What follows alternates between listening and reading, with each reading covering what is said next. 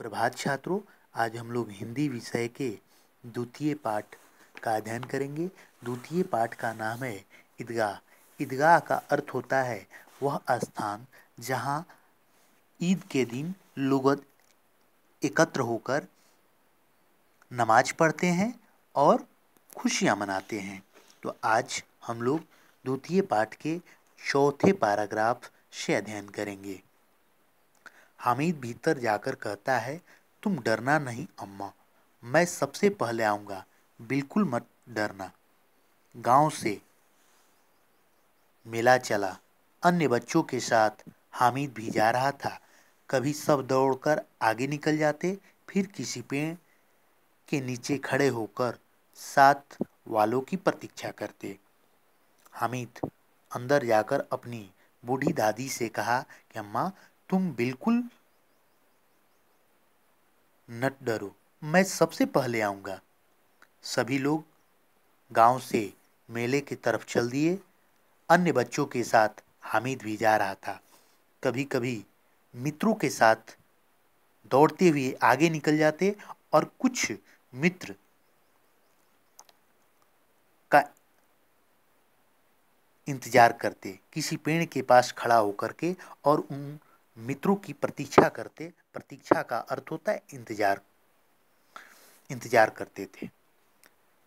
सहसा ईदगाह पर दृष्टि पड़ी। ऊपर इमली के घने वृक्षों की छाया है, नीचे पक्का फर्श है जिस पर जाजिम बिछी हुई है। रोजेदारों की पंक्तियां एक के पीछे एक न जाने कहाँ तक चली गई। अन्य आने वाले आकर पीछे की कतार में खड़े हो जाते। आगे जगह नहीं है, धन और पद का यहाँ कोई प्रश्न नहीं है। लाखों सिर एक साथ सजदे में झुक जाते, फिर सबके सब एक साथ खड़े हो जाते, एक साथ झुकते थे और एक साथ घुटनों के बल पर बैठ जाते। जैसे बिजली की लाखों बत्तियां एक साथ जल उठे और फिर एक साथ बुझ जाए।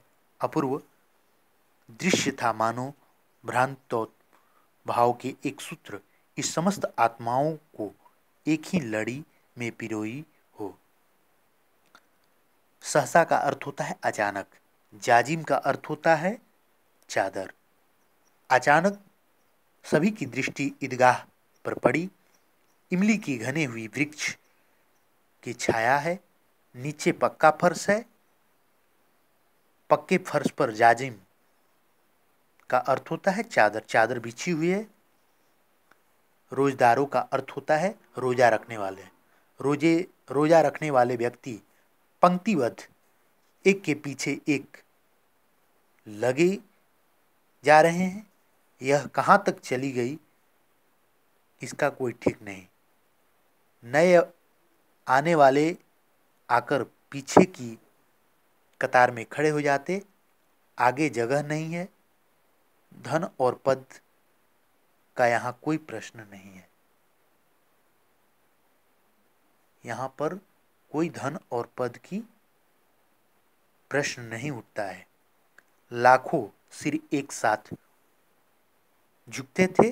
सजीदे का अर्थ होता है प्रार्थना, प्रार्थना करते थे, फिर सबके साथ एक साथ खड़े हो जाते और एक साथ झुकते थे और एक साथ घुटनों के बल पर बैठ जाते थे।